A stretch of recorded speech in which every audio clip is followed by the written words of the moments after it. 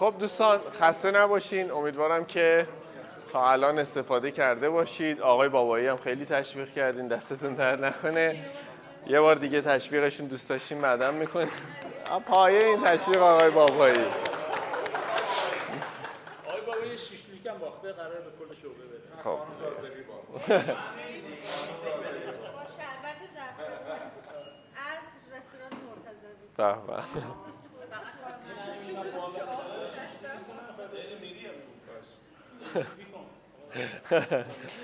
خیلی ممنون.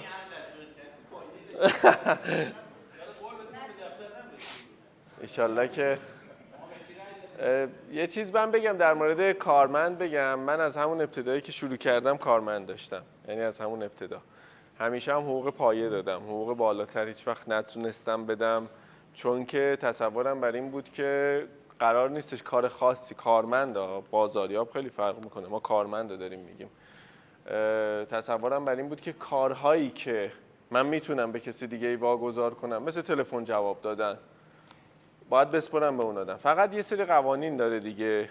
1.5 ساعت یه فیلم ضبط کردم، چیزایی که برای من مهمه، مشتریایی که برای من مهمه رو لیستشون رو بهش دادم، شرکتایی که برای مهمه لیستشون رو بهش دادم، مدل صحبت کردنشون رو لحظه به لحظهشون رو نوشتم که الان باید چی رو بگی، این تایم باید چی رو بگی، چه شکلی حق بیمه رو باید ارسال بکنن، چه شکلی باید درخواست شماره کارت بکنن، چه شکلی حق بیمه رو بخوام وصول کنن، چه تایمی باید تماس بگیرن برای تمدید بیمه نامه. ما 3 تا تایم داریم برای تمدید بیمه نامه: 10 روز قبل، 7 روز قبل، 3 روز قبل و روز آخرم که طبیعتاً باید بسته شده باشه دیگه. و همه کارمندای ما از فروش، از کل فروش سود میبرن، یعنی یک پاداشی میبرن که براشون جالب باشه، بدون تلاش کنن، زحمت بکشن، یه مشتری هم براشون مهم باشه. زمانی که شما یه کارمند بگیرید تازه متوجه میشید که من دیگه کاربر صدور نیستم، من باید بازاریابی کنم. شما ارتش تک نفره تا یه زمانی میتونید باشید، از یه جایی به بعد واقعا باید یه ارتش کامل بشید و کمک میکنه به خودتون. من خواهشم اینه هر جایی که احساس خطر دیدید، نه احساس خطر کردید، هر جایی که متوجه شدید که یه آدم قراره اینجا آسیب ببینه به خاطر نبود ایمنی، باید برید به اون کارفرما بگید. طبق چه قانونی؟ قانون بیمه مسئولیت مدنی عمومی. من اومدم توی زمستون یه رستورانی رو برم داخل تو منطقه دربند تهران. پله ها خیلی سر بود، یعنی انقدر متزلزل بود هر لحظه امکان داشت سر بخوری. اولین کاری که کردم رفتم اونجا، گفتم آقا صاحب این رستوران کیه؟ گفت منم. گفتم میدونی اگر هر آدمی که از این پله های لیز بخوام بیان بالا و سر بخورن، کمرشون بشکنه، نخایشون آسیب ببینه، دست و پایی بشکنه، شما مسئولی؟ گفت به من چه؟ بیرون رستوران منه. گفتم چه بیرون چه داخل رستوران، شما مسئولش هستی. نه اینکه بخوام الان بیام دعوا کنم باهات، میخوام بهت بگم که قانون درباره شما چه حکمی میکنه. سال 96 یه مشتری ما داشتیم، رستوران داشت. من اون موقع نمیدونستم باید بیمه مسئولیت مدنی رو به زور بفروشم با آدما.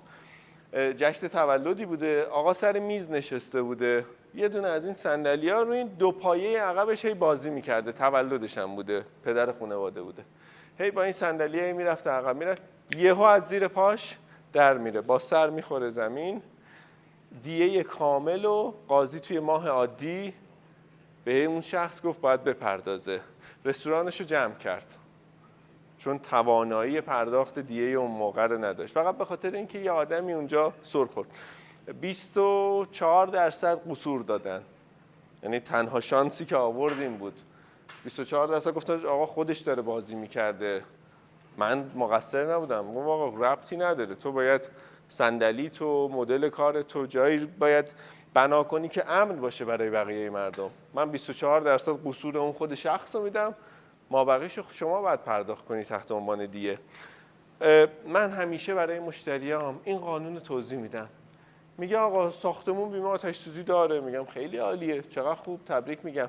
یا میگه آقا من بیمه آتش سوزی دارم خودم دیگه مشکلی ندارم، چرا باید برای بیمه در قبال همسایگانم من بیمه بگیرم؟ میگم طبق قانون مسئولیت مدنی عمومی اگر که آتش سوزی از طبقه همکف به طبقه اول سرایت کنه، طبقه اول همکف دوستای صمیمی ان، خانوادگی با هم در ارتباطن، طبقه اول میگه آقا من بیمه آتش سوزی دارم، خیالت راحت، میرم از بیمه آتش سوزی میگیرم پولو. اما شما که قوانین رو بلدین، قانون رو میشناسید، هیچ خسارتی بهش تعلق نمیگیره. اگه کل ساختمون بیمه نشده باشد، باید شخص بره از همسایه طبقه همکف شکایت کنه، بگه ایشون به من آسیب رسونده، ایشون آتش سوزی در محل منزل ایشون بوده، در مغازه ایشون بوده، آتش سوزی به ما سرایت کرده، خسارتش رو باید اون همسایه طبقه همکف بپردازه. همین قانون رو برای آدم‌ها توضیح بدید، خیلی براشون کار جا میفته. هر جا که احساس خطر دیدید، بریم به اون آدمه بگید آقای مغازه‌دار درسته مغازت رسمه، باید جلوی مغازه رو بشوری، تمیز کنی هر روز صبح، اما یه آدمی سر بخوره کی مسئولشه؟ و بعد این سر صحبت باز میشه برای همون ایجاد نیاز، چون آدما میگه ما نیاز نداریم که برای چی باید این کارو بکنیم. اگه روبروی مغازه باشه و ایشون آب ریخته باشه، اون آدم میاد میگه ایشون مغازه رو جلوش آب ریخته بود، من سر خوردم.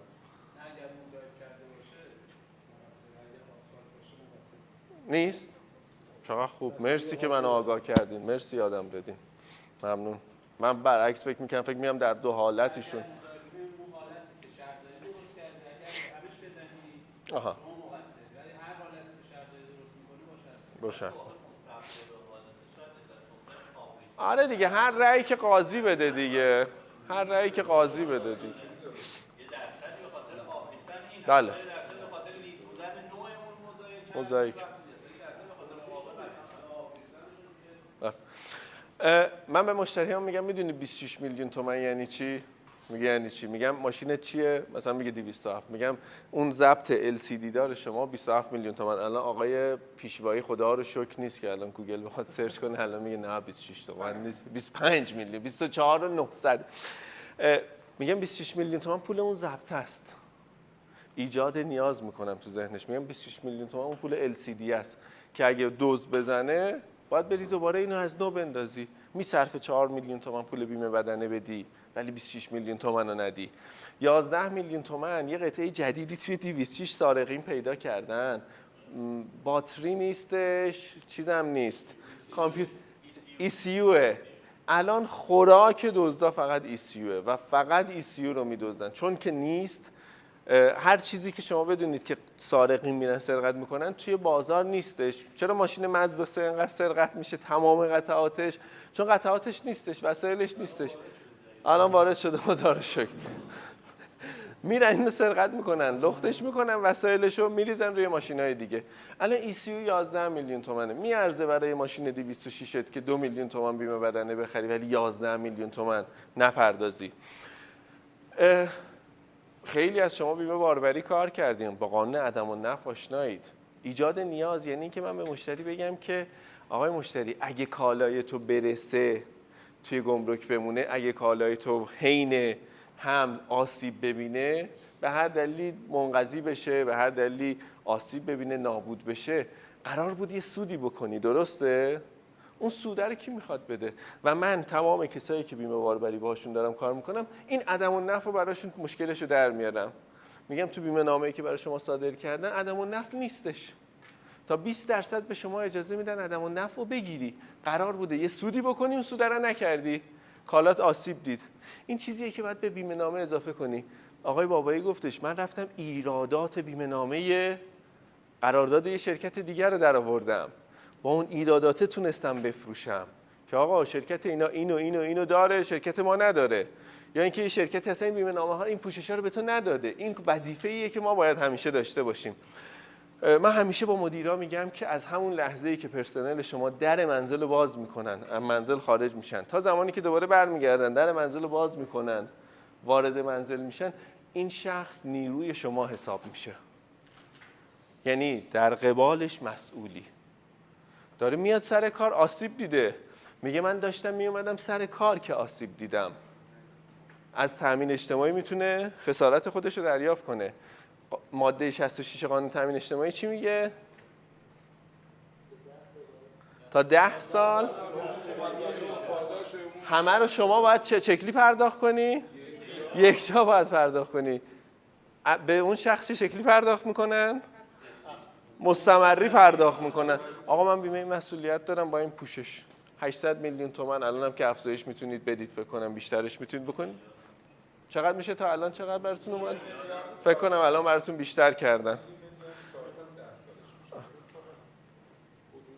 حدودی ببین، بعد بستگی داره به مجوزتون. بعد مثلا شاید شما تو بیمه نامتون بعد ببینین اگه دیه رو 2 تا زده باشین خود به خود اینو میکنه 2. بعد مجوزشو بگیریم بگین آقا نه من برای 1 میخوام. آره. الان کارگر از خونه بیاد این در خونه اومده ماشین. کارگر یا کارمند؟ کارگر. کارگر روزمزد یا کارمند؟ کارمند شرکت. نگین کارگر، بهشون بر میخوره. به کارمندای شما وقتی که دارین لیست تامین اجتماعی رد میکنین اونجا عنوان کارگر میذارین ناراحت میشن. من رو خیلی آدما دیدم. اونجا جای داره اسم کارمند بذار، بازاریاب بذار، کارمند دفتری.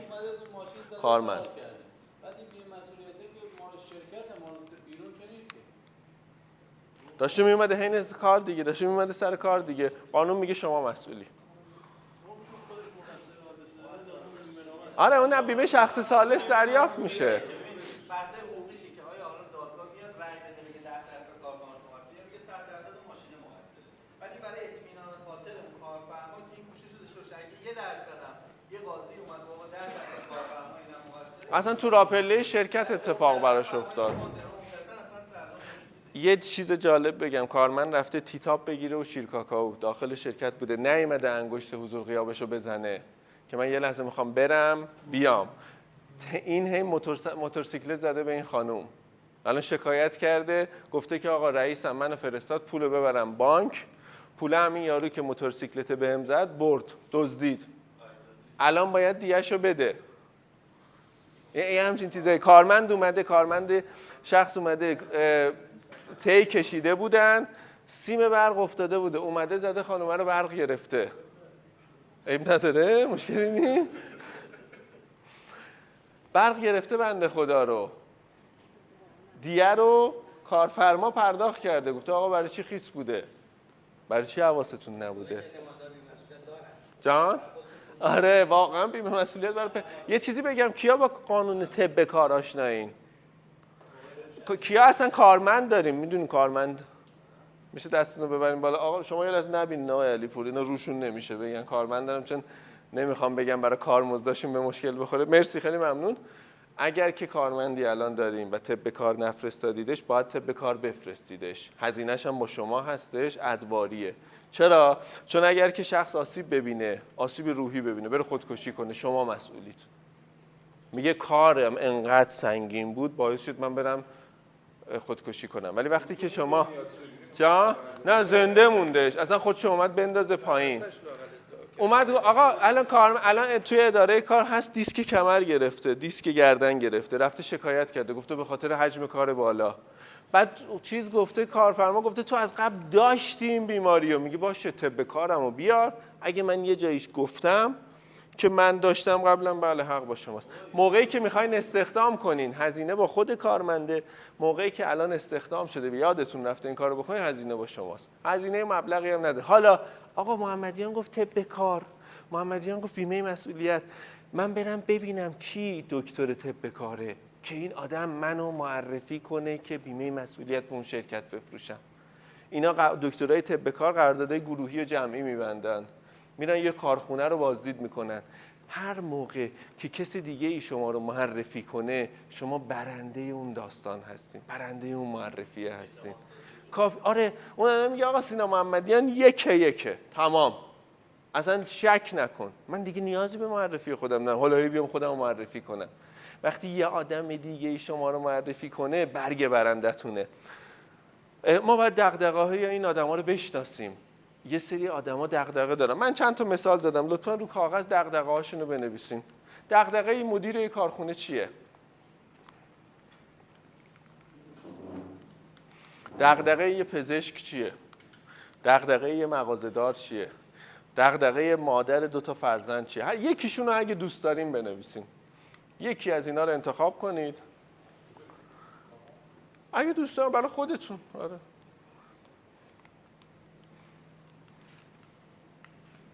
کسی هست بخواد بخونه؟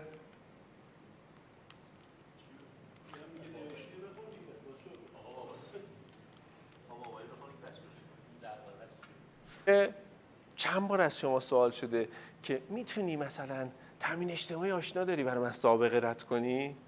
سوال شده ازتون، سر تکون دادن رو من درک میکنم. میگه تامین اجتماعی آشنا داری مثلا برای من 2 سال سابقه، 3 سال سابقه، 10 سال سابقه رد کنی، هر چقدر باشه پولشو میدم.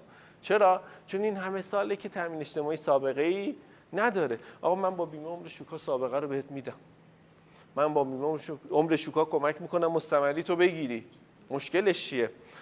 وقتی دغدغه این آدما رو بشناسین خیلی راحت سر صحبت رو میتونید باز کنید. صحبت در مورد هر چیزی و اون ایجاد نیازه رو بگید. آقا بیمه عمر کمک میکنه، بیمه مسئولیت کمک میکنه، بیمه باربری کمک میکنه ورشکست نشی، بیمه آتش سوزی کمک میکنه سرمایه‌ات سر جاش بمونه. خب من اینجا از آقای اکبری عزیز یک کمک میخوام. آره حالا بگم باش. لطفاً یه لحظه یه آگهی بنویسید. هر کدوم از این یه آقای به نام فردیناند پورشه که همون صاحب پورشه بود، طراح پورشه بود، میاد کارخونه فولکس رو راه اندازی میکنه، ماشین فولکس قورباغه‌ای رو میده به بازار. جنگ جهانی شروع میشه. از اون طرف آقای فورد تو آمریکا اتومبیل فورد رو زده بود، یه شعار داشت هر آمریکایی یک ماشین فورد. هیتلر از این جمله خوشش میاد، به پورش میگه که آقا تو هم همچین کاری انجام بده، هر آلمانی یه دونه ماشین بیتل. جنگ جهانی شدت میگیره، از ماشینای فولکس برای جنگ اتفاقا استفاده میشده، تو آب میرفته، چرخاش خیلی بزرگ بوده، ماشین جوش نمی آورده، یخ نمی زده چون که رادیاتش با آب کار نمی کرده، موتورش عقب بوده، قدرت پیشران بیشتری داشته، فضای داخلش خیلی زیاد بوده، قطعات ماشین سنگین نبوده، برای به قول معروف بازسازیش مشکلی نداشتن. اتفاقی که میفته جنگ جهانی دوم که داشته تمام می‌شده، انگلیسا کارخونه رو تسخیر میکننش کارگاه تانک.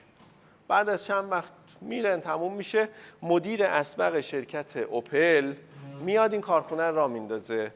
مردم آلمان پول نداشتن، خیلی هزینه سنگینی بابت جنگ داده بودن، توان خریدن همون فولکس قورباغه‌ای رو هم نداشتن. میان بازار هلند رو امتحان میکنن، میبینن آقا واقعا خوب فروش میره. بازار کجا جذابه؟ بازار آمریکا.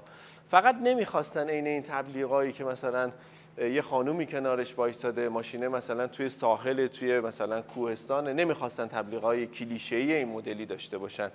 از این 3 نفر کمک میگیرن، میگن که آقا ما یه چنین تبلیغی میخوایم که برای آدما جا بیفته چرا باید این ماشین رو بخرن. من کلی تبلیغاشو دارم، نزدیک به 60 تا تبلیغش رو براتون آماده کردم، ترجمهش کردم، به عنوان هدیه تقدیمتون میکنم. یکیشو فقط من میخوام بهتون بگم که داستانش اصلا چی بوده. این ماشین در برابر ماشینای 8 سیلندر آمریکایی خیلی کوچیک بوده، خیلی مسخره بوده، اصلا زشت بوده، اما ابایی نداشتن که از این که پنهون کنن آقا ماشین ما زشته. حالا بخونید بعد ادامهشو بریم.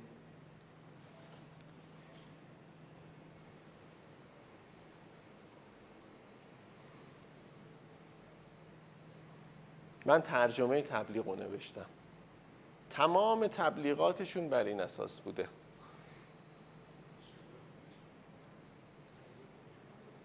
عذر میخوام، تهیه نمیتونید بخونید؟ خب جا انگلیسی رو شما میخونین. اوکی. Yes I am. بریم بعدی. این زیباترین تبلیغیه که در مورد یک ماشین من دیدم. هیچ عکس ماشینی وجود نداره. جان؟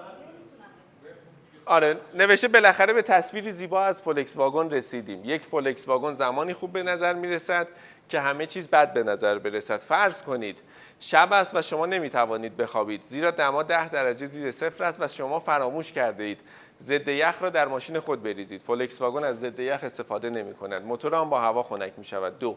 فرض کنید الان صبح است، ماشینتان را روشن می‌کنید و نشانگر بنزین نشان می‌دهد باک خالی است. حتی با 1 گالون 3.75 لیتر منظورش هر گالون باقی مانده می توانید تقریباً 43 کیلومتر را با فولکس واگن برانید.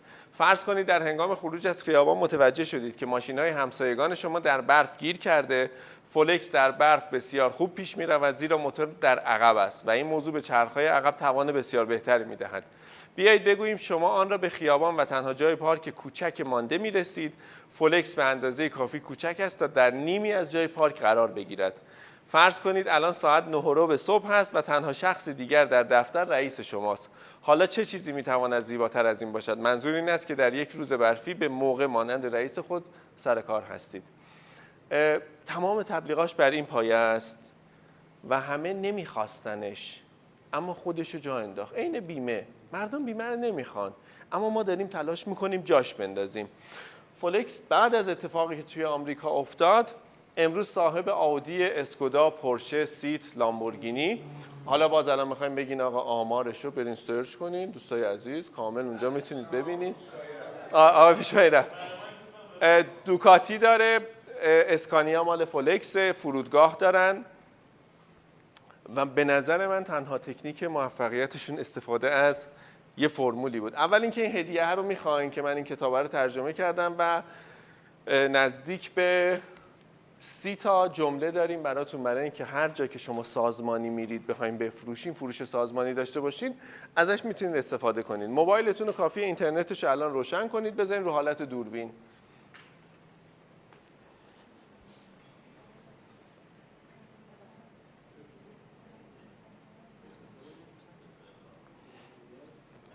VPN تون خاموش باشه. VPN خاموش باشه. آره. VPN خاموش باشه. خب تونستین سایت باز شد؟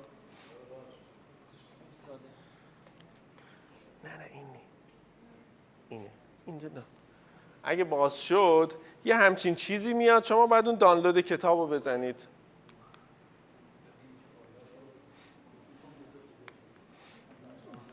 من 2 تا هدیه براتون دارم. شماره موبایلتون رو میزنید و بعدش میتونید دانلود کنید.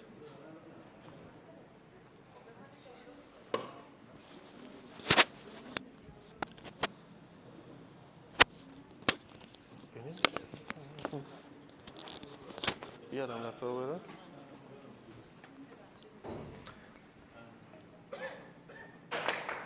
افتخار باباها.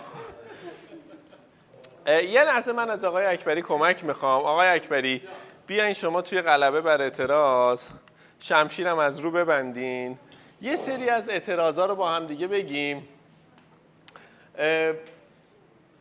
اول اینم ببینیم. حالا خیلی از شماها اینجورین امروز با من.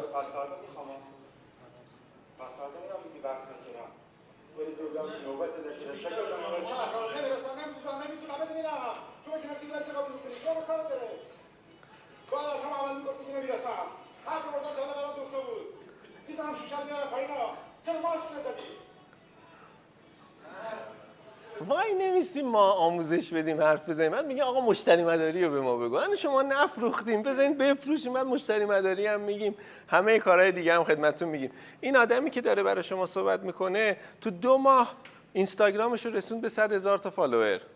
تو 2 ماه. بعد یک دونه‌تون نپرسیدین چطوری؟ چیکار کردی تو؟ نه خب اصلا نپرسیدین تویی که داری راجع به اینستاگرام صحبت میکنی کدومت آقای اکبری عزیز جان؟ نه خب اصلا دنبال این نبود که ببین همین من اومدم ما داشتم رد میشدم ایشون به من گفتش که تو کتابت کیفداری بردار بیار. گفت آره تو کیفت کتابداری بردار بیار. گفتم اگه داشتم مال شما. گفت جیب ما رو نزنی. وقتی شما با این گارده میای جلو، خب من حالا سنگ تموم بذارم. وقتی تفکرت اینه سینا محمدیان میخواد جیب تو بزنه، فایدهش چیه؟ فقط 4 ساعت 8 ساعت وقتتون رو تلف کردین. یه مرادیان گرفت، یه بابایی گرفت، تموم شد و رفت. حرفاشونو گرفتن و آقا تموم شده رفت دیگه. ولی بقیه‌تون تو رو خدا ثابت کنین من اشتباه میکنم. به ایشون ثابت کنید که آقا ما رکورد فروش کل شرکت رو امسال براتون میزنیم. فقط پولش تو جیب ما میره، ما دستمزد گرفتیم. من هیچ جا دستمزدی کار نمیکنم، فقط درصد کار میکنم با شرکت‌های بیمه. میگم آقا میام تیمو به یه درجه میرسوندم، یه درصدی باید در کارمزدشون به من برسه. آقای اکبری گفت به خاطر من شما دستمزدی بیا. گفتم چشم، من چاکرتم هستم. انقدرم رفتارشون توی آموزش با ما خوب بود و واقعا با ما محترمانه برخورد کردن، اصلا رومون نمیشد که من دیگه اصلا گفتم درصدو پیش نکشم. به ما که درصد نمیرسه، ما دستمزد میگیریم. حالا شما بگین نمیشه، آمارت اشتباهه، چه میدونم مقایسه داری اشتباه میکنی، اصلا ما اشتباهیم. کی سود میبره؟ رقبای شما. به خدا همینه. یعنی مثلا اصلا به خدا برای ما چیزی جز این نداره که یه دستمزدی گرفتیم و رفتیم، ولی اونی که شما باید به ماها ثابت کنه، به ایشون ثابت کنه، کارمزد آخر ماه شماست که رکورد همه ماهای گذشته رو ببنده. اگه امروز بعد کلاس رفتیم بخوابین، کامل وقتتون رو هدر کردینا. اگه گفتیم فردا تعطیل، ادارات تعطیله، کامل نابود کردینا. امروز شما نباید برید خونه تا نفروختید. به خودتون، فقط یه بار به خودتون ثابت کنید آقا من مردم، میرم هر جور شده میفروشم، هر طور شده میفروشم، هر کار شده میفروشم. من خانومم باید بفروشم، باید تلاشمو کنم. فقط به خودتون ثابت میشه. من نه انگیزشی ام، نه بلدم، نه میدونم. فقط دوست دارم که این کارمزد مال شما هاست.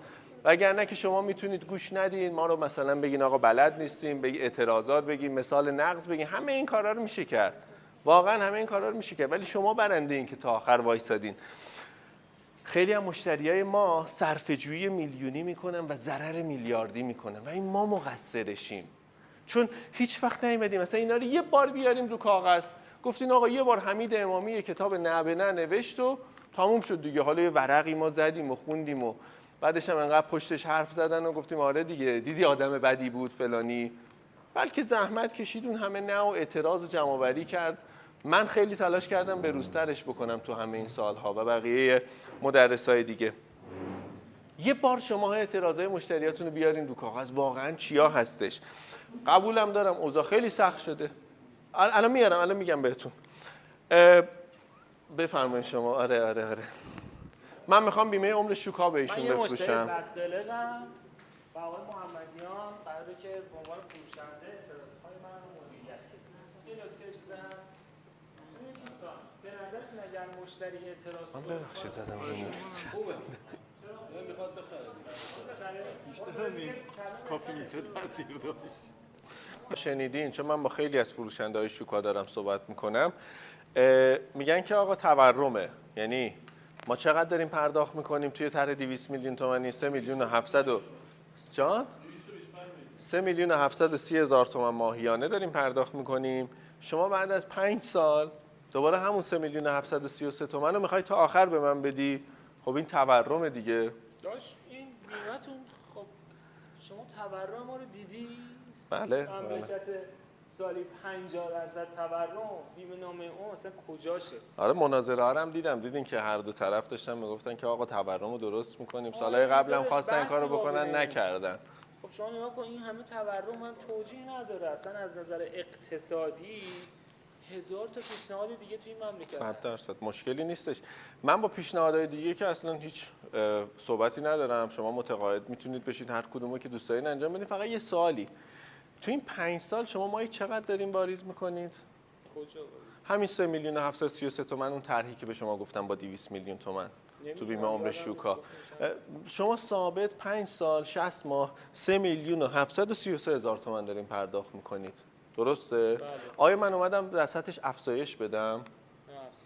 حالا بعد از اینم میگم آقا من همون عددی که شما واریز میکردی و مادام العمر پرداخت خواهم کرد.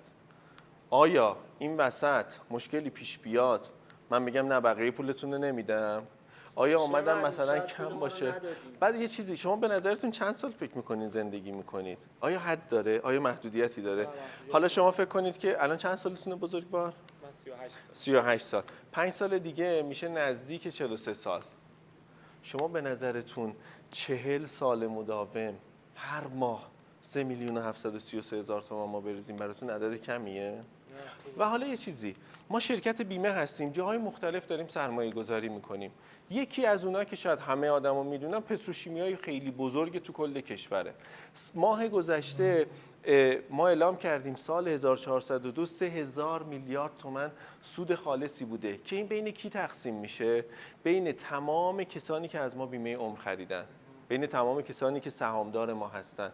ما این پول برای خودمون طبیعتا نمیخوایم. حالا وقتی که ما چنین سودی کردیم، یه چیزی مبلغی تحت عنوان سود مشارکت هم در کنار این بیمه به شما تعلق میگیره. کی اینو داده کی گرفته؟ آره، شاید شما بگین تا حالا کی داده اینو گرفته. کشتی سانچیو یادتونه؟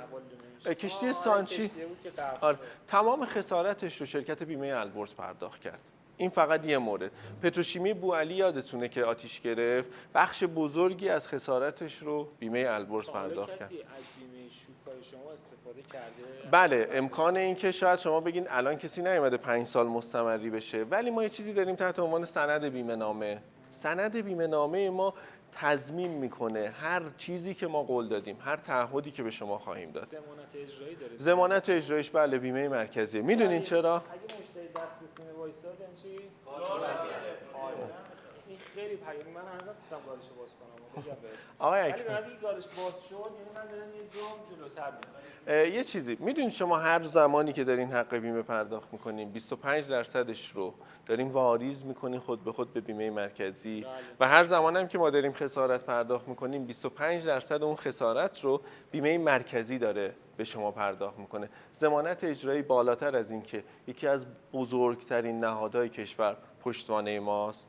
یه سوالی، شما بانک، اقتصاد، بیمه اینا رو میتونید از یه جامعه حذفش کنید؟ پس طبیعتا هر حکومت، هر دولتی هم که باشه، طبیعتا اگر که حکومتی هم عوض بشه، از زمان رضاخان، محمد رضا شاه و این حکومت بیمه ها شکل هاشون، مدل های مدیریتیشون عوض شده، اما همون بیمه ها، همون بیمه گذاران، همون مشتریان، شرکت های بیمه با هم دیگه ادغام شدن، ولی شرکتی نبوده که حذف بشه، شرکتی نبوده که بخواد برکنار بشه. ما تا الان نزدیک به 14 تا دولت مختلف داشتیم که هر کدوم از اینا با شرکت‌های بیمه کار کردن، بیمه‌های مرکزی داشتن، بیمه مرکزی پشتوانه‌شون بوده و دارن کار میکنن. یه بیمه بود نمیدونم اسمش چی بود. ورشکست شد جمع. فکر کنم راجع به بیمه توسعه صحبت میکنید، درسته؟ یه سوالی، آیا کسی هستش که بیاد الان بگه که بیمه توسعه خسارت منو پرداخت نکرد؟ من نمیدونم، فقط میدونم بیمه جمع شد. ببین زمانی که بیمه توسعه ورشکست شد، درسته یه مدت زمان کوتاهی یه سری از افراد آسیب دیدن، اما بعد از اون تمام خسارت‌های اون آدما پرداخت شد. هیچ کسی تو زندان دیگه به خاطر نداشتن بیمه یا به خاطر ورشکستگی بیمه توسعه تو زندان نموند. همه آدمایی که بیمه عمر از بیمه توسعه خریده بودن، بیمه عمرشون اومد تو بیمه ایران پاش شد. شما بیمه عمر مثلا میگی آقا بعد از 20 سال میخوای 2.5 میلیارد به من بدی. معذرت میخوام ولی من 2.5 میلیارد پول ماشینم الان جذابیتی برای من نداره. هیچ از سرمایه‌گذاری خاصی نمیبینم. 100%. من میخوام بگم کم جلوتر میشه با اسلاید بهتون توضیح بدم. خب بعدا اینا رو یادتون باشه من بپرسین. ما توی اتفاقای اقتصادی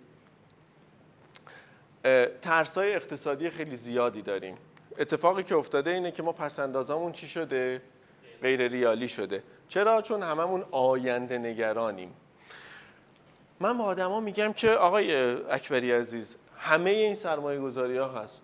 شما میتونی ماشین بخری، خونه بخری، هر چیزی که دوست داری بخری. فقط گفتین شما یه ماشین 2.5 میلیاردی داری. یه سوال، این ماشین 2.5 میلیاردیه رو شما یک روزه تونستی بخری یا پولاتو جمع کردی، پروژه‌های مختلف کار کردی؟ شاید شما بگین که آقا خیلی خوبه که من با این پولا برم سرمایه گذاری های مختلف کنم. کدوم یکی از این سرمایه گذاری ها با ما این 900 تومن میتونید انجام بدید؟ شما کدوم ملکی رو تونستین با ما این 900,000 تومن از الان کاملش رو به شما بدن؟ مثلا حوصله‌شو ندارم ماهی نمیدونم 500,000 تومان 900,000 تومان جمع بکنم که شما بخواید 20 سال بعد آیا ما باشیم نباشیم. من قبلش یه توضیح به شما بدم در مورد این. من هیچ وقت مخالف سرمایه گذاری های مشتریام نیستم. شما میتونید همه سرمایه گذاری هاتون انجام بدید. فقط من 3 تا سوال ازتون میپرسم. اول، هر جا خواستی سرمایه گذاری بکنی بکن. فقط دست خودت باشه، دست دوستت، دست فلانی، باهاش قرارداد بستم توی کیف پول رمز ارز اونه جان. آره دست رمز ارز دست اونه، کیف پول اونو من دارم انجام میدم، دلارام تو گاف صندوق اونه، طلاهام تو گاف صندوق اونه. نه، هر موقع سرمایه گذاری خواستی بکنی کنترلش دست شما باشه فقط. دومین موضوع، آیا اون سرمایه گذاری که کردی با هر نوسان قیمتی خیلی افت و خیز داره؟ اگه خیلی افت و خیز داره سرمایه گذاری مناسبی نیست. و سوال سوم، قابل بیمه شدنه؟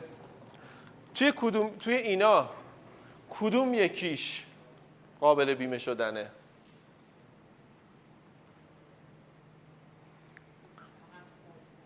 این قابل بیمه شدنه، این قابل بیمه شدنه. من موتورسیکلت تلاش خریدم 7 میلیون تومان 3 سال پیش، امسال شده 100 میلیون تومان. کجا سرمایه گذاری میکردم چنین افزایش رشدی داشته باشه؟ اما یه سوال، کنترلش دست خودته. بله تو پارکینگمون گذاشتم، نوسانات خیلی زیادی داره، نه همیشه نوساناتش مثبت بوده. سوال سوم، بیمه میشه اگه بدزدنش؟ بیمه میشه؟ جدیدن میشه بیمه موتور ولی ما نداریم دیگه، شرایطش خاصه. پس خیلی خوبه موتورسیکلت هم انجام بده، فوق العاده است. اما اگه برای تو اتفاقی بیفته غیر از اینه که اینا رو باید بفروشی. شوهرخاله من یک هفته بیمارستان دی بستری بود تو آی سی یو، 600 میلیون تومان. چقدر باید بیمه تکمیلیش بتونه پوشش بده؟ کجا باید کار کنه که 600 میلیون تومان رو بتونه پرداخت کنه؟ باز من خیلی دیگه سنم گذشته، میدونی من تقریبا خودم 65 سالمه دیگه، بیمه عمر و اینا به چه درد؟ یه سوالی، شما فرمودین که ثروتمندین، وضعیتتون خوبه، خیلی جای مختلف سرمایه گذاری کردین و میگین که به نظرتون نیازی نیست بیمه رو داشته باشین. صمیمی‌ترین دوستتون اسمش چیه؟ غیر سینا مینا محمد است. محمد. همسر محمد بهتون زنگ میزنه میگه محمد الان بیمارستانه، ما نزدیک 120 میلیون کم داریم، پیوند کلیه‌شو می‌خوایم انجام بدیم.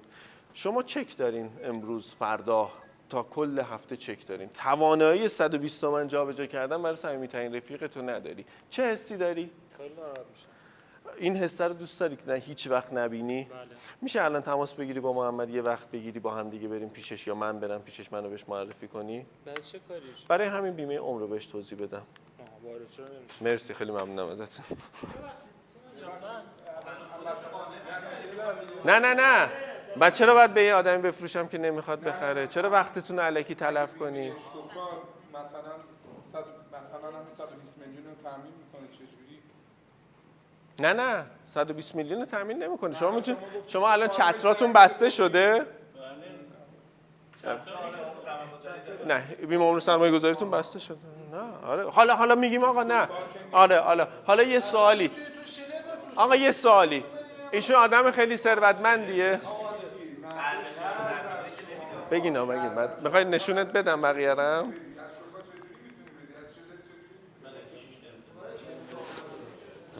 دوست مریض تو بیمارستان، خانمش زنگ زده میگه 120 میلیون پول احتیاج دارم، از تو بیمه شوکا یا شله چجوری میتونی اینو پرداخت؟ بیمه امراض خاص مگه نداره؟ خود این آقا داره، دوستش که نداره که. خب نه میگم منو معرفی کن که اون بهش بیمه بفروشه. امراض خاص که الان تو بیمارستانه، مگه میتونی اون شخص بیمه مثلا شوکا انجام بده؟ مثال داریم میزنیم، میگیم اگه زنگ بزنه بگه اینطوری شما نگفتن قصداریه.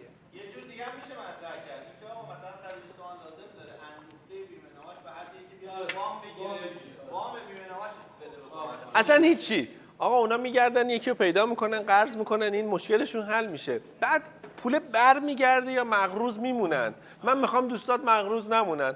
شما کلی آدم ثروتمند میشناسین نه میخواد برای خودش و نه ارزشی داره براش بیمه عمر شوکا، اشتباه به خودش بفروشین، بعد کاری بکنید این به عنوان خیر برای دیگران بخره. مگه جلوتون رو بسته شرکت؟ کد ملی ایشون میتونه باشه، خودش هم مصرف کننده باشه، برای کسی رو بیمه بکنه، خودش تصمیم میگیره این پول چه اتفاقی بیفته براش.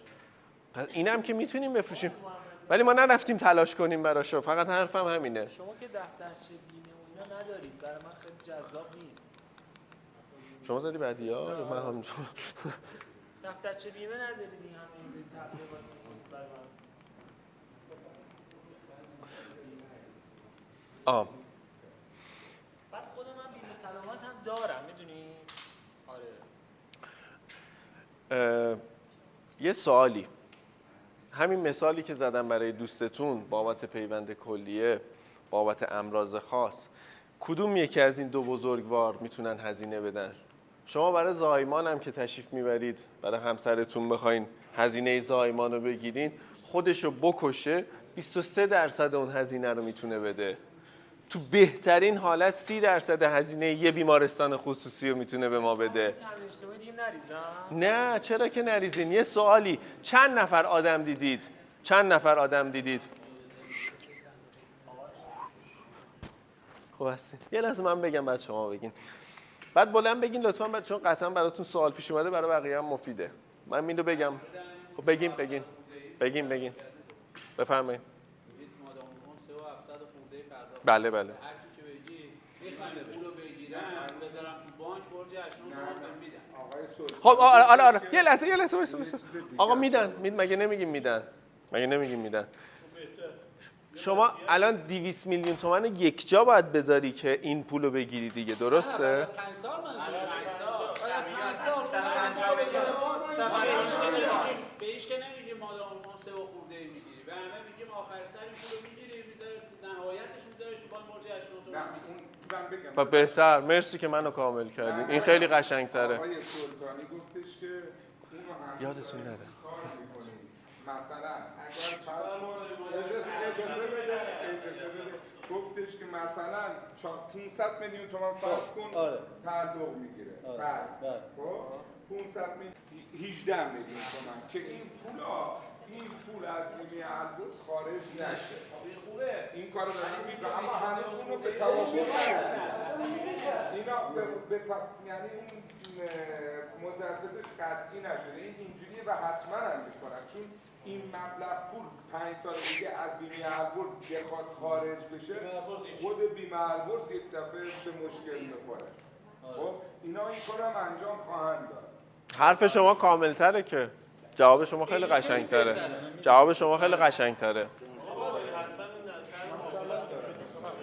آقا سود بانکی بیشتر از اون سوال خیلی راحت مجابتر میشه. یه چیزی بگم. آقای اکبری به من گفت آقا یعنی من دیگه بیمه تامین اجتماعی پرداخت نکنم؟ من یه سوال دارم. شما چند نفر آدم بازنشسته میشناسید که الان بازنشستگیشون کافی نیست و دارن کار میکنن، مجبورن، نه برای تفریح، نه شما خیلیاتون بازنشسته هستین برای سرگرمیتون مشغول به کارین. شما چند نفر آدم بازنشسته‌ای میشناسید با موی سپید مجبور کار کنی که خرج زندگیش در بیاد؟ چند نفر میشناسید؟ یه مستمری که کفایتشون رو میداده؟ آقای اکبری عزیز، واقعیتش اینه در آینده یه مستمری کفایت زندگی شما رو نمیده.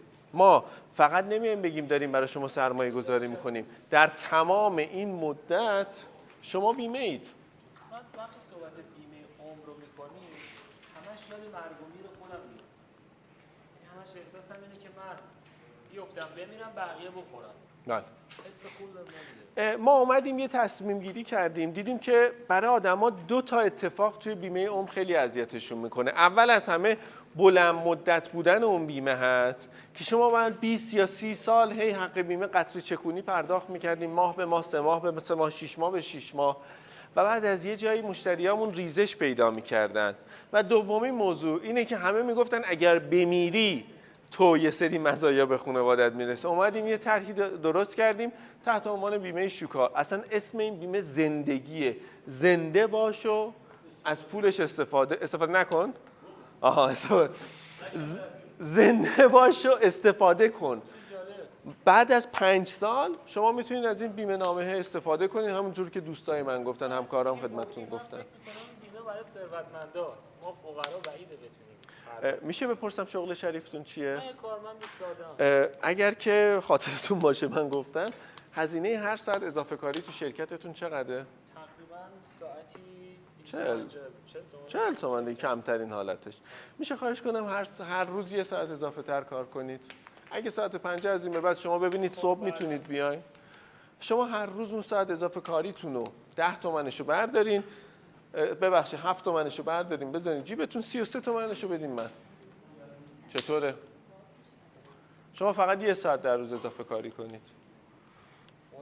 چون شما فرمودین کارمندین ها. من فکر کنم شرایط پرداختش ندارم آقای محمدی، یعنی بعد قسط دارم، آها. بعد اقساطم زیاده که اگه اون 1 ساعتم اضافه کار کنم ترجیح میدم بدم جای اقساطم. یه تکنیکی داریم، ما تکنیکش رو اسمشو گذاشتیم تهاجم یا اگریسیو، یعنی تو پیگیری، توی متقاعدسازی من باید اگریسیو عمل کنم. از کجا من اینو فهمیدم؟ یه لحظه اینو گوش بدین، خیلی اینجاش مهمه، چون برای همیشه این یادتون خواهد موند تو همه بیمه نامه ها. این توپای قدیمی جنگی یه محدوده کامل رو میزد، تفنگ میتونست نشونه گذاری کنه، میگفتن اثر اینا خیلی بیشتره، خیلی وحشتناکتره، یه جا رو تپ میزد میترکوند. توی تکنیک تهاجم برای متقاعدسازی من میگم آقای اکبری عزیز، اتفاقا این بیمه نامه عمر شوکا، اتفاقا این بیمه بدنه، اتفاقا این بیمه مسئولیت آتش سوزی، هر چی، این برای شمایی خوبه که میگی وقت ندارم، که میگی گرونه، که میگی جزو اولویتام نیست. شمایی که داری میگی آقا من امروز نمیتونم این دخل و خرج جور کنم، این بیمه نامه کمک میکنه هزینه‌هاتو مدیریت کنی که آقا 933,000 تومان من نبینم بذارم برای آیندم. تا حالا چند بار شده پول پس انداز کردین، میخواستین یه چیز خیلی خوبی رو بخرین، یهو به علت مشکلات و اتفاقا اون پول رو برداشتین، تموم شد و رفت خوردین. چند بار شده که شما به آرزوهاتون نرسیدین، الانم از این به بعد همین مدلی میخواین برین؟ واقعیتش اینه که آقای محمدیان ناراحت نشین. خواهش میکنم. به نظرم سن شما خیلی کمه. بله. اوکی. خیلی ممنون. من یه رئیسی دارم، خب لطفاً تشریف بیارین دفتر ما، با رئیسم صحبت کنید. ایشون خودش پای تمام بیمه نامه‌های شما رو امضا میکنه. نظرتون چیه؟ وقتشو الان ندارم. اوکی. اگه من از رئیسم اجازه بگیرم با ماشین خودم برم دنبالشون، با هم دیگه بیایم دفتر شما، چیکار کنیم؟ نظرتون چیه؟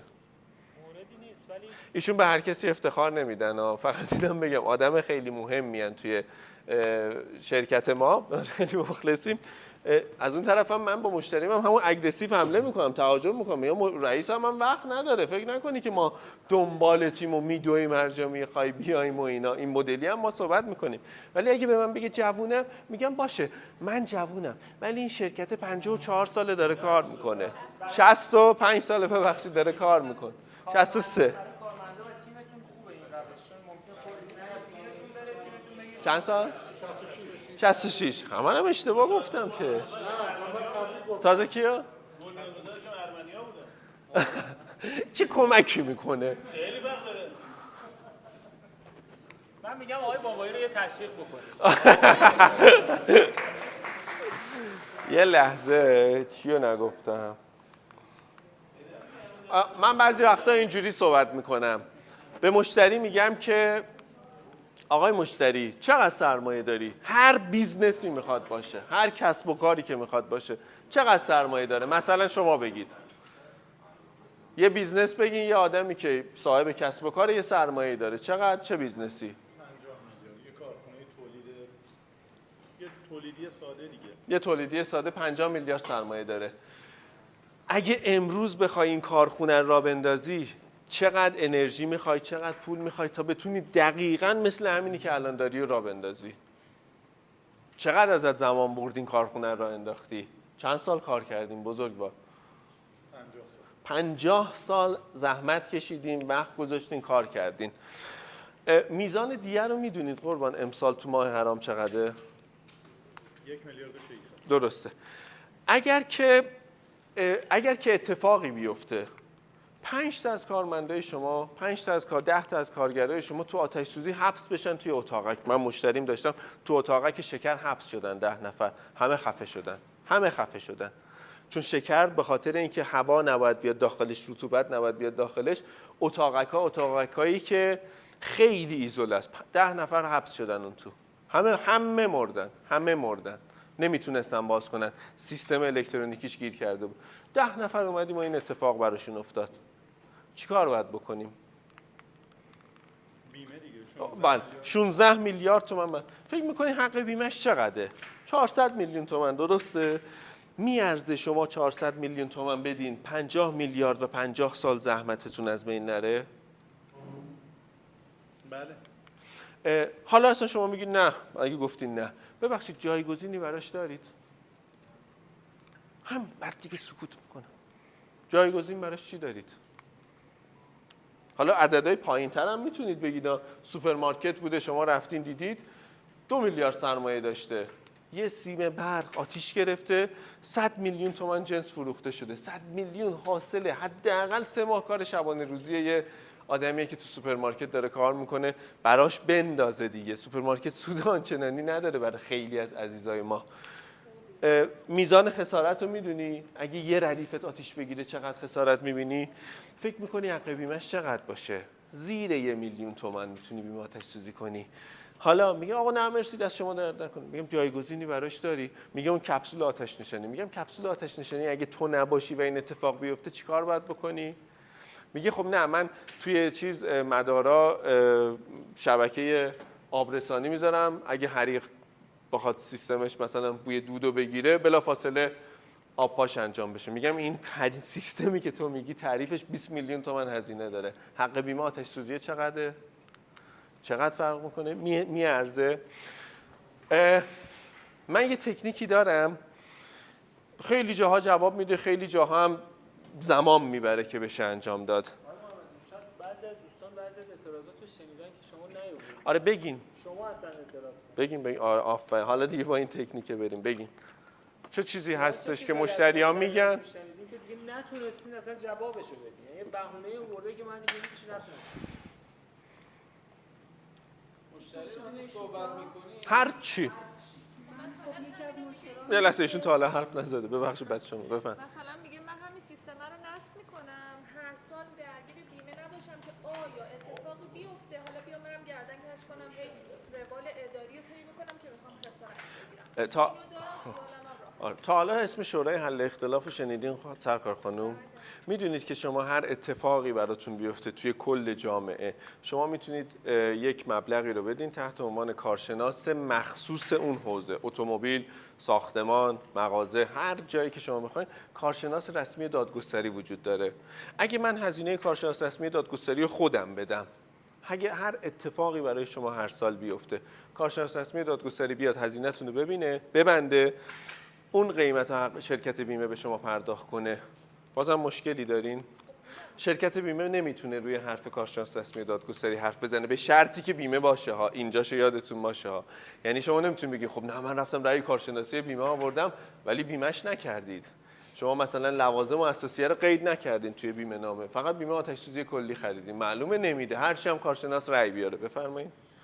همون دیگه نمیخوام اصلا درگیر کارهای اداری. اصلا شما درگیر دوستان یه کاری کنم شما رنگ واحد خسارت رو نبینید. همه کاراش با من تعهد میدم مینویسم براتون. من قول میدم بهتون شما رنگ واحد. من یه نیرو دارم رضا نعیمی‌فر، ما هیچ وقت نمیذاریم مشتریامون برن واحد خسارت. میدونین چرا؟ چون هر بار رفتن واحد خسارت، الان توضیح میدم، هر بار رفتن واحد خسارت، کارمندای واحد خسارت با بی‌ادبانه ترین حالت ممکن تو اون شرکتی که من کار میکنم متاسفانه. چرا؟ چون شرکت ما خیلی بزرگ بود، واحد خسارتش خیلی اذیت میشدن عزیزان من و مجبور بودن بعد صحبت کنن، خسته میشدن، بازه زمانی کاریشون زیاد بود. خدا رو شکر شعبه شما خوب، منظم، آدمای خیلی خوبیه. جان؟ اگه تعطیلات بذاره کار کنه. من نمیذاشتم مثلا مشتریان برن واحد خسارت، هنوزم نمیذارم، حتی بدونم اون آدما خوب باشن، اوکی باشه، مشکلی نباشه. خود ما میریم. چیکار باید بکنیم؟ تمام مدارک خسارت رو خودمون میگیریم، برمی‌داریم میبریم شعبه، حتی شماره شبای مشتری، همه کارا رو ما انجام میدیم. پول مگه به حساب من میاد؟ نامه رسمی میدن یا خود شخص شماره شباشو اعلام میکنه به نام اون شخص میرسه. میدونید چقدر این کار کمک میکنه؟ مشتریای شما زبان بیمه رو بلد نیستن، کارشناس شما، کارشناس شعبه نمیتونه به زبان دیگری غیر از بیمه توضیح بده. نمیتونه بیاد ساده سازی کنه، چون غیر از شما 200 تا پرونده خسارت دیگه مونده باید بزنه، تپ باید اینا رو بزنه. ولی وقتی شما میایین با زبان شما صحبت میکنه، چقدر خداییش آقای علیپور اونا آدمایی که خود نماینده اومدن تونستن شما رو راضی کنن بگن آقا خسارت رو بیشتر بده، حواشی مشتری ما رو داشته باش. خیلی موثره، خیلی تاثیر داره. اگه جزء قانون باشه خیلی جا رو میتونن ایشون نادیده بگیرن به خاطر اینکه مشتری شما نپره. خیلی کمک میتونن بهتون بکنن. ببخشید شما اوکیه؟ بفرمایید سرکار خانم. برای همین بیمه شوکا من با یکی صحبت کردم، مثلا جدول می‌خواستن، چون یه ذهنیتی دارن از بیمه عمر و سرمایه‌گذاری. فکر می‌کنم مثلا من با صحبت کردم گفت برای من جدول بیار. من اینجوری متوجه نمیشم شما چی میگید. من نتونستم قانونش کنم. هر چی بهش گفتم با جدول خاصی نداره این بیمه، یعنی فقط اون اندوخته آخره که مثلا تقریبا چیزی هولوش 500 تومن یا 400 500 تومن دستتون میگیره. نتونستم قانونش کنم. یه سوال من جدول می‌خوام. خانم مشتری، تا حالا آدمایی که برای جدول آوردن ازشون خریدی؟ آره خریدم. ازشون خریدی؟ چرا خریدی؟ چون یه سند معتبره برام. فقط جدوله؟ بالاخره یه نوع تضمینیه دیگه. اگه من جدول بیارم قطعا میخری از من؟ باشه مشکل نیست. شما میبینید خودتون توی شرکت یه جدول طراحی میکنیم، بعد از این انقدر میده یه لحظه پایینش مهر میزنیم میدیم بهش. آخه الکیه این. چه کجاش الکیه؟ من تضمین کنم. شما مگه تضمین نیستش 1.7 برابرش رو میدیم بهشون بدون سود مشارکت؟ بدون سود مشارکت. جا؟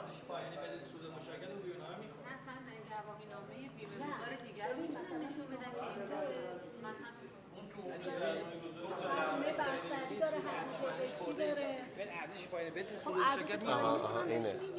میگه جدول میخوام. آها بهش بگید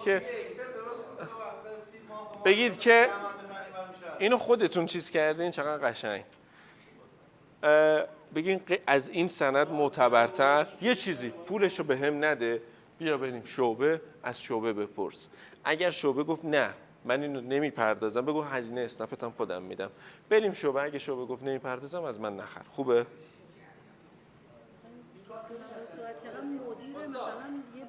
باشه.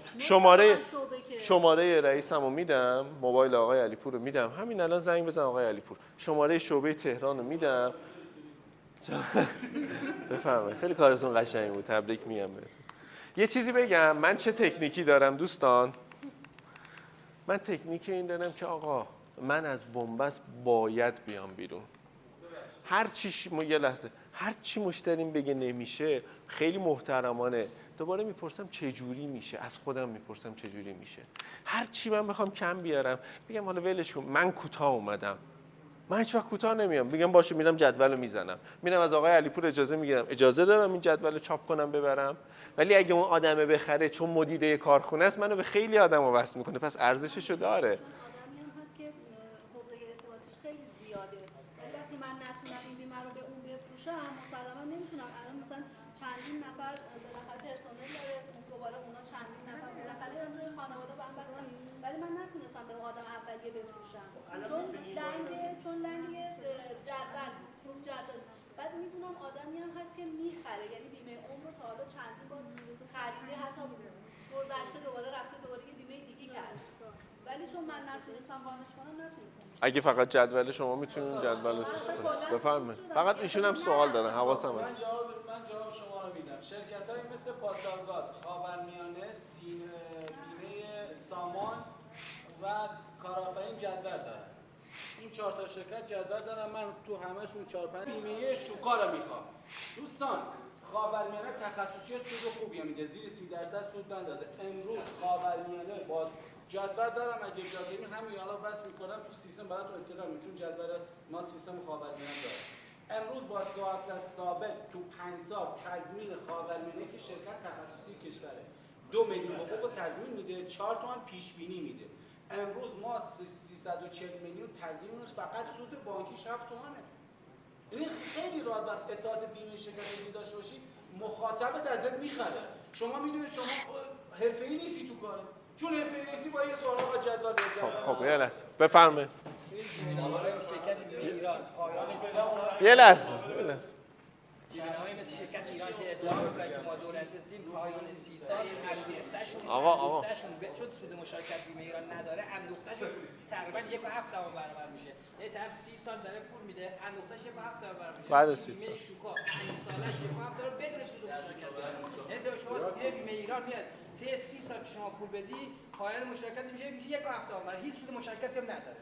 اما الگوز طی 5 سال درست شد بدون سود مشارکت تضمینی که رو بیمه خورده شما میده بدون سود مشارکت. نماینده بیمه کارآفرین استاد من اینو بگم تمامش کنم. کارآفرین الان طبق دلار داره حقوق میده. اینو میدونی که قرارداد بسته یک نمیدونم هولدینگ چیه بهش میگن. قرارداد بسته با دلار داره بانک کسی به مشتریاش میده. نمیدونه تا من رفتم با رئیس اون چیزم صحبت کردم. با دلار داره به مشتری‌ها جدول میده. جدولای خیلی عددهای بالایی کارآفرین با دلار داره میده بچه‌ها. من اومدم با رفیق صمیمی تو کارآفرین نشستیم گفتم آقا تو دلار میدی من ریال میدم یا مقایسه کنیم با من مقایسه کردم گفتم در بازه 60 ماه اونا اولا باید 10 سال بگذره بعد سنم بشه 50 سال گفتم در بازه 10 سال چقدر پول از مشتری گرفتی 630 میلیون از مشتری گرفتی میخوای 24 میلیون بهش حقوق بدی من 200 تومن گرفتم شما بیا 600 تومن 3 تا از من بخر شما من سال 90 که وارد صنعت بیمه شدم خدا حفظ کنه آقای مومنیان رئیس شعبه کارآفرین بود یه بیلبورد خیلی قشنگ یه بیلبورد کوچیک بالای سرش بود هر ماهی این مدیر عوض می‌کرد گفتش نوشته بود که اوایل که وارد صنعت شدم یا کسی می‌خواد کاری انجام بده راهش رو پیدا می‌کنه هر کس نخواد بهونه‌اش حالا این کسی می‌خواد انجام بده راهش رو پیدا می‌کنه برای اگر نخواد انجام بده بهونه زیاد یه 2 تا تکنیک مونده من این 2 تا تکنیک رو بگم و بریم من بعضی وقتا به مشتری میگم آقا ملاک یه شرکت بیمه خوب چیه حالا هر چی میخواد دیگه بذار بگه خسارت زود بده فلان ملاک یه نماینده بیمه خوب چیه ملاک یک بیمه خوب اصلا یک بیمه نامه خوب چیه من هر جوابی که بده من میتونم ازش استفاده کنم برای نهایی سازی پس این ملاک یک شرکت بیمه خوب چیه بزن ببینین چی میگه اصلا میگه آقا شرکت بیمه خوبی که قسطی بده شرکت بیمه خوبه که پشتوانه مالی داشته شرکت بیمه خوبه که پرداخت خسارت قوی باشه قدیمی باشه نمیخوام از این شرکت‌های جدید نمیخوام باشه ملاک نماینده خوب اینه که دفتر داشته باشه ملاک نماینده خوب اینه که مثلا حقوقی باشه مثال دارم میزنم بعد ببینیم ملاک اون چیه هر چی اون میگه آقا خب من اینو که دارم خسارت رو باید زود پرداخت کنه خب ما که پرداخت میکنیم قدیمی باشه ما که قدیمی هستیم مدیریتش قوی باشه مدیریت ما که قویه 3000 میلیارد تومان باید سود میکردیم که آقا ما 3000 میلیارد تومان سود رو کردیم چیکار باید میکردیم که نکردیم پس همه اینا رو تو همون ملاکه میگیم یه کار دیگه اینه که من یه بار رفتم به یه تالاری بیمه آتش سوزی بفروشم این تالاره گفتش که ای بابا شما بابت هر پوشش دارین یه دونه چیز میگیرید از ما حق بیمه میگیرین گفتم یه سوال شما به عنوان تالار اگه من بخوام رو میزا گل باشه روی خود تالاره گفت نه باید پولشو بدی گفتم اگه من بخوام موقع خروج مهمونم یه دمنوش بدین باید پول اضافه بدم گفت بله باید پول اضافه بدین گفتم این کرین هستش که دوربینو بهش نصب میکنم بالا پایین باشه کرین دارین گفت نه باید هزینه اضافی بدین گفتم دیجی دارین گفت هزینه اضافی بدین گفتم خب محصول ما هم دقیقاً همینه عین محصول شما ما هم یه بیمه نامه آتش سوزی اصلی داریم بابت پوشش‌های اضافه تر باید حق بیمه اضافه تر بدین خیلی وقتا شما باید تشبیه کنید محصولی که خودتون دارین میفروشین و به کسب و کار اون مشتری که آقا توی کسب و کار شما بدون پول تحویل میدی کالا رو بدون اینکه من کارت بکشم محصول رو بهم تحویل میدی که فکر میکنی من الان بدون پول میتونم بیمه نامه شما رو صادر کنم توی کار شما اینکه تا رسید ندی رسید انبار رو ندی من رسید انبار رو امضا نکنم تا من تاییدیه ندم محصول صنعتی رو برام ارسال میکنی برام کارش انجام میدی ما هم اینجا شما باید فرم پیشنهاد رو پر کنید حالا من کمک میکنم خودم پر میکنم شما مهر امضاش بفرمایید تمام شده رفت و آخرین موضوع اینه که من به مشتری میگم آقا دست خودته هیچ مشکلی نیست نخر اصلا من اجباری ندارم بخوای خرید کنی بخوای این اتفاق بیفته فقط یه چیزی شما امسال الان از اینجا میرید بیرون و هزاران اتفاق امکان داره بیفته من از اون روزی ناراحتم که شما تماس بگیری با صدای لرزون بگی آقا میشه یه کاری کنی من دوباره بیمه بشم؟ میشه یه کاری کنی این بیمه نامه رو برای من بخری؟ میشه به تاریخ قبل بیمه نامه رو برای من صادر کنی؟ من از این تکنیک خیلی جواب گرفتم که به طرف میگم آقا امکان داره تو بری و بعد اتفاقی برات بیفته و زنگ بزنی بگی آقا هر جور شده من این بیمه رو میخوام. دوستان مرسی به صحبت‌های من توجه کردین. خیلی متشکرم. جان من به شما هم آقای اکبری اکبری این کلاس که ما گذاشتی باید همون ترمیان بذاریم که اون بیمه نامه‌ای که ما از قم میفرستیم اونجا فکر نکنن یارو ارث پدریه که به ما رسیده که هر زمانی که ما بخوایم اینو انجام بدیم. گرز زمانی در حالت اول که میخوایم با هم حرف بزنیم. من تو حالت شما چند بار رفتیم در یه مدیر عاملی اصلا اجازه ندادید بیام تو. چند بار رفتیم در مدیر عاملی به اول خیلی خوش اومدید. بفرمایید. مرسی که شیرینی آوردی، گل آوردی، شکلات آوردی. معلومه دستکاری بدین تحویلتون نمیگیره. توی جلسه دیدیم. رفتیم اتاق مدیر عامل صحبت کردیم. فقط یک کلمه به من گفتش که آقا ببخشید. من یخچال ندارم داخل اتاقم. نمیتونم نوشیدنی خونه بذارم براتون. فردا صبحش تو دفترش 12 میلیون تومان یخچال خریدم. کارمزد اون کار 28 میلیون تومان بود. مال من شد. تموم شد و رفت. همین یک کلمه گفت ببخشید که من توی دفترم یخچال نداشتم. من رفتم امام حسین گفتم آقا یخچال دستی دومه تمیز کوچیک تو اتاق میخوام. گفت 12 تومان. گفتم همین الان نقد میشم. رفت اونجا. اصلا یارو نمیدونست چه شکلی باید تشکر کنه. نمیدونست چی کار باید کنه. کار مال من شد. تموم شد. یه جاهایی ما اون جسارت ریسک کردن اون اقدام کردن رو باید داشته باشیم دیگه. بیمه مسئولیت میتونن بسازن؟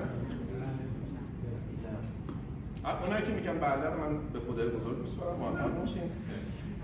7 میلیون زائر فقط توی فروردین اومده اینجا. تمام کاسبای شما پول دارن. تمام کاسبای شما. جان؟ 7 میلیون زائر اومده. کدوم شهرتونه؟ 7 میلیون زائری که اومدن داخل ها، نه اینکه رد شدن ها، نه. اومدن داخل. شما با رد شدن دارین اشتباه میگیرید. اومدن داخل شهر قم. روزانه 50 نوزاد در قم متولد میشن. ما تمام تلاشمون رو با هم دیگه بکنیم. بریم به همه نوزادایی که، به همه فرزندایی که، به همه آدمایی که توی ایران، توی قم هستن، بیمه قم رو بفروشیم. یعنی یه کارمندی یه ساعت اضافه تر مایسه کار کنه، یه اسنپ، یه رنده اسنپ نیم ساعت اضافه تر مایسه کار کنه، میتونه 33 تومن رو راحت بده. اگه غیر اینه من 33 تا هزاری نو داشتم، هر اسنپی که نشستم در آوردم گفتم این 33 تومن مال شماست، فقط بهت نمیدم چون من ببرم جای دیگه نشون میدم. تو با روزی 33,000 تومن میتونی بعد از 5 سال من هر روز 33 تومن برات بریزم تا پایان عمرم. این چه بیمه‌ایه؟ بیمه شوکا. میشه چقدر؟ 973,000 تومن. درسته؟ با 124 تومن با 100 مشتری فقط یه سوال می‌پرسم از یا میگم با 124,000 تومن چیکار می‌تونی بکنی در روز؟ با سکوت می‌کنم. هر چی اون بگه. میگم سخت روزی 124 تومن کنار بذاری؟ من مثل شما سکوت می‌کنم. میگم روزی 124,000 تومنه. تو بده بعد از 5 سال هر روز برات می‌ریزم تا پایان عمرم. مدرکم آره اونجا عرفه. میگم اگه من باید ضربه‌بینه کاهش هزینه تو سازمان شما انجام بدم نظرتون چیه؟ صحبت باز میکنم سر بیمه مسئولیت، صحبت باز میکنم سر بیمه باربری، صحبت باز میکنم سر بیمه‌های دیگه‌اش. میگه که ما بیمه نامه داریم. میگم ضربه‌بینه اتفاقا خوشنایید. ایجاد نیاز یعنی اینکه من به مشتری بگم که آقای مشتری اگه کالای تو برسه توی گمرک بمونه، اگه کالای تو حین هم آسیب ببینه به هر دلیلی منقضی بشه، به هر دلیلی آسیب ببینه نابود بشه، قرار بود یه سودی بکنی. درسته؟ اون سوده رو کی میخواد بده؟ و من تمام کسایی که بیمه باربری باشون دارم کار میکنم این عدم النفع براشون مشکلشو در میارم. و آقای محمدیان قراره که به عنوان فروشنده اعتراضهای من رو مدیریت کنه. یه نکته چیزه هست. ببینید دوستان، به نظرتون اگر مشتری اعتراض کنه کار خوبیه یا نه؟ خوبه. چرا؟ میخواد بخره. خب بخره؟ اون داره میگه کلمه بهتره.